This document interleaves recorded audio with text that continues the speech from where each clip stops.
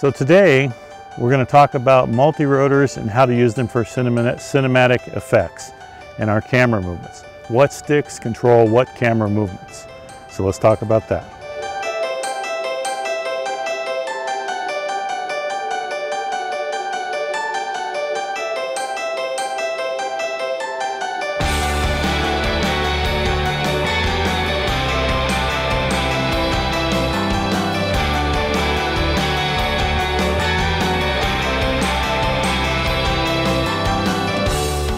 Most radios have two control sticks that control all of our movement on our multi-rotor. On the right side here, we control forward pitch, backwards, and side-to-side roll. That's in the US, of course. Other places you could have different functions on the different sticks.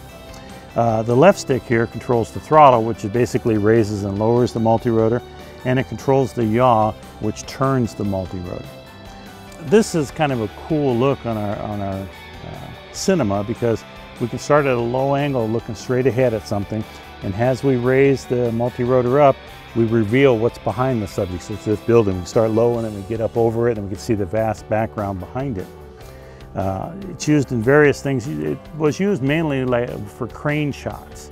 They had to have a big crane to lift up the camera. Now we just do it with a simple multi-rotor.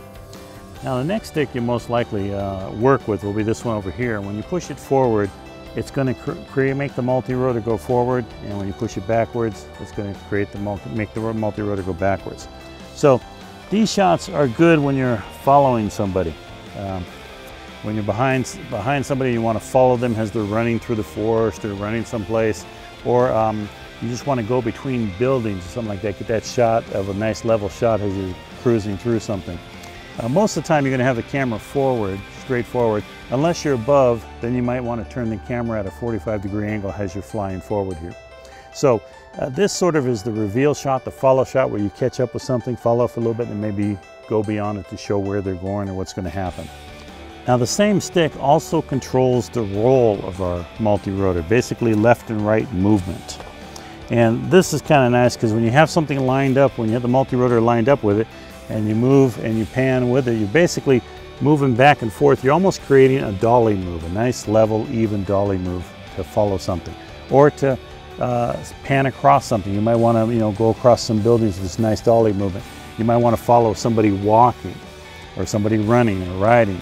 So the multi-rotor, if you have a good multi-rotor that stays nice and level, and you just move that stick, it's going to give a nice, even movement, especially with a 3-axle gimbal, and you can track that subject with that nice dolly movement.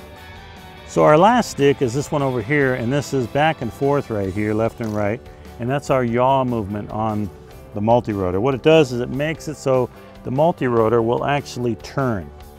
So as it's there, it's hovering, you move that stick, and that's going to turn it left and right like this. Now this creates a nice panning effect. If you want to get up there and you're looking at an overall view of something, and you want to get a nice little panning effect to show where you're at. Down at a 45-degree angle, you can sort of rotate and move, and sort of get the ground down there. Straight down, you can rotate the yaw, go all completely around, and create a nice vertigo effect as it's coming down and going up. So all of these can be incorporated with other stick movements.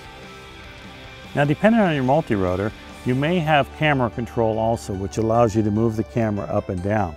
In this particular one, the camera movement is right here, where when I push this level up to the top, it's going to rotate the camera up. When I push the level down, it's going to move the camera down.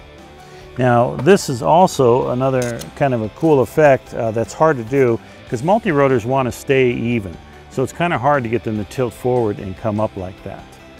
So we do that with the camera movement. And generally, it's a 3-axis gimbal that you have, and your camera's going to rotate up and down like that. And that's going to give you a look of where you're looking down at something, and you look up, maybe see the vast expanse of like where that person's going or where that thing's at, or maybe looking out as to getting a location shot. This is where we're located, coming down onto a certain location or certain house or car or group of people. So there you have it. These are the different controls that we have on our transmitter, and your transmitter will look different as this one, but this is how we control our multi-rotors to create different shots or to use them in conjunction with our camera to create the different types of moves in our cinema. And of course, if you're doing photography, These are what you use to line everything up to get the shot or the angle that you want for the photo. So hopefully that helps you out, gives you a little idea, and so you've seen some examples. Go out, practice, and enjoy. And remember, fly safe and follow the rules.